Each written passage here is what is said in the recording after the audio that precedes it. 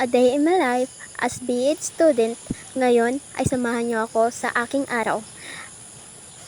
Tanghaling tapat na nga ay tulog pa yung person. Maya-maya ay ako ay nagising na. Good morning, everyone! Bago nga ako lalabas sa aking kwarto, ay ginusure ko po na nakapatay ang electric fan ang light kasi ang kuryente po. At ito na nga po, ako ay lalabas at kunting stretch lang po at papunta na po ko siyan sa tabing dagat. Tuwing umaga nga po o tuwing nagigising ako ay pumupunta agad ako sa tabing dagat upang makalanghap ng fresh air at isa pa po is nakakanda ng view at nakaka-fresh po din ng utak. After that ay umuwi ako para magsaing. At yun na nga po, kumuha na ako ng bigas sa lalagyan ng bigas namin. At isa pa po, wala pa po kami nakabili ng bigas yan. Dahil di pa po ako nakapunta si mother sa labas para magbili ng bigas. At ayun na nga po, after ko po ilagyan ng bigas ang rice cooker po namin ay pupunta na ako sa house namin, which is po, diyan na rin kami nagaligo, nagalaba, nagawas ng plato.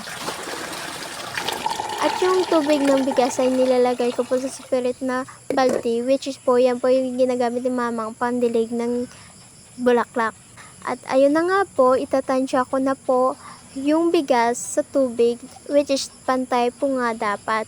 At ayun na nga po, ilalagay ko na ito sa rice cooker at i-on ko na po upang ma-cook ito at maluto. After that is nagwalis-walis na ako. Kinuha ko na yung mga nahulog na saging dahil po kagabi ay may malakas na hangin at ulan po. Yun na nga, magsisimula na nga ako mawalis pero yung mga laruan ng bata ay nakalagay pa doon at binigay ko ito, napon ko pa nga eh. At yung mga niwawalisan ko po ay yung mga nilalaruan ng bata, which is po hindi nila nililinisan. Ako po ba yung tagawalis? Mga pinsan mo talaga oh. Okay lang yan, go lang. Self ko lang, taga umaga yan naman yung ginagawa. Go lang, walis ng walis ka lang. Habang pala ako nagawalis is I want to share you about my academic.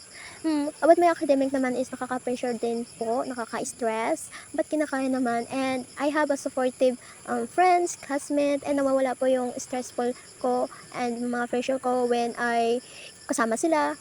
Tapos, nakakausap sila, tumatawa kami each other, ganun po. Pero pag uwi sa bahay, ayun na, wala na, nag-stress na ang person. Kaya pag uli pa magod sa balay, need pa natin ng maglinis ng bahay, magsaing, magluto ng ulam, and wala na po tayong time para maggawa ng assignment. But kinakaya pa rin, cause this is our dream, this is my dream, na makapagtapos. Kahit alam ko, sarili ko ay may pagkatamad, I'm so lazy, and alam po ng parents ko yan, and ginapursue din nila ako na baguhin yung sarili ko. And today is, pinabago ko po yung sarili ko, and nakapokus po talaga ako sa goal ko sa buhay, which is babawi ako since this second year, kasi last year po ay na nahihirapan ako doon kasi nga po hindi ako nakapokus.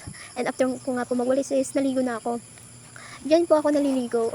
And yun na nga po, after that, I'm finished to maligo. And that's all. Thank you everyone.